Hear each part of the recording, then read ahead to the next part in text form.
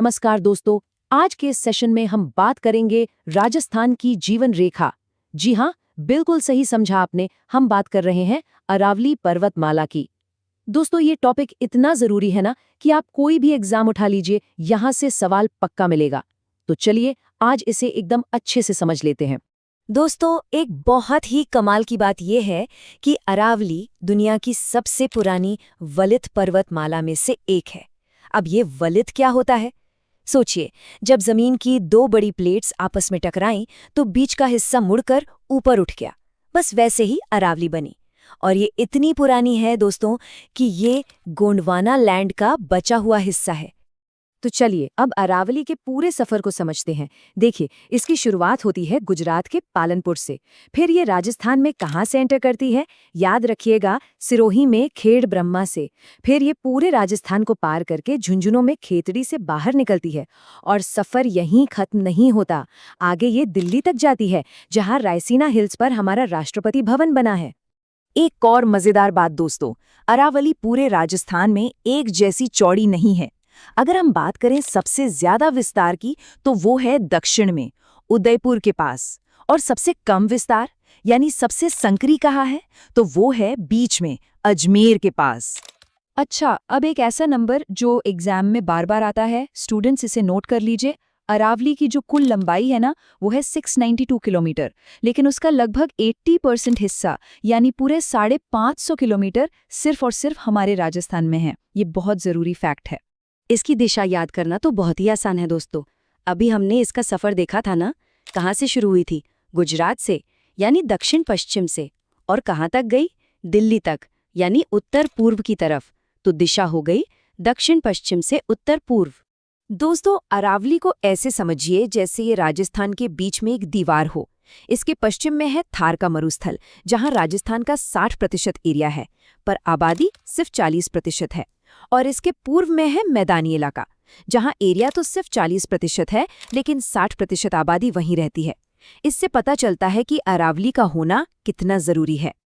अरावली का एक और बहुत बड़ा काम है, इसे भारत की महान जल विभाजक रेखा भी कहते हैं। इसका मतलब क्या हुआ? सोचिए, अगर अरावली पर बारिश होती है तो जो पानी पश्चिम की तरफ बहता है वो अरब सागर में जाता है, और जो पानी पूरब की तरफ बहता है वो बंगाल की खाड़ी में जाकर मिलता है ना कमाल की बात? तो अब हम वापस अपने पहले सवाल पर आते हैं कि क्या अरावली जीवन रेखा है? तो दोस्तों, जवाब है हाँ, बिल्कुल है। क्यों? क्योंकि ये मरुस्थल को आगे बढ़ने से रोकती है। ज्यादातर नदियां यहीं से निकलती हैं। खनिजों का तो ये भंडार है, मानसून को रोककर बारिश करवाती है, और कितने हैं जंगली जानवरों का घर भी है। चलिए दोस्तों, अब अरावली को और अच्छे से समझने के लिए हम इसे 3 हिस्सों में बांटकर पढ़ते हैं। कौन कौन से 3 हिस्से हैं? उत्तरी अरावली, मध्य अरावली और दक्षिणी अरावली। अब इन तीनों में क्या फर्क है वो देखते हैं। उत्तरी अरावली की औसत ऊंचाई लगभग 450 मीटर है, मध्य अरावली की करीब 700 मीटर, और दोस्तों जो दक्षिणी अरावली है वो सबसे ऊंची है, लगभग 1000 मीटर। तो एक सीधा सा पैटर्न है, जैसे जैसे हम उत्तर से दक्षिण की ओर जाते हैं, अरावली की ऊंचाई बढ़ती जाती है। तो दोस्तों, अब हम आते हैं सबसे जरूरी हिस्से पर, यानी अरावली की प्रमुख चोटियां। यहां से तो एग्जाम में सवाल बनता ही बनता है, तो इसे बहुत ध्यान से समझिएगा। और अरावली की सबसे ऊंची चोटी है गुरु शिखर।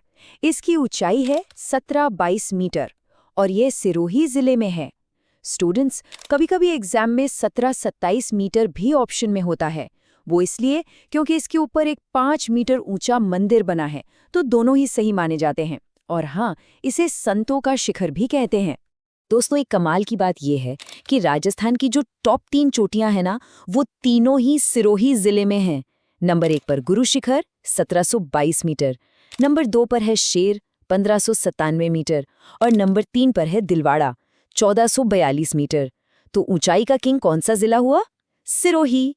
अच्छा, चोटियों की बात हो गई, अब बात करते हैं सबसे ऊंचे शहरों की। तो राजस्थान का सबसे ऊंचा शहर है माउंट आबू।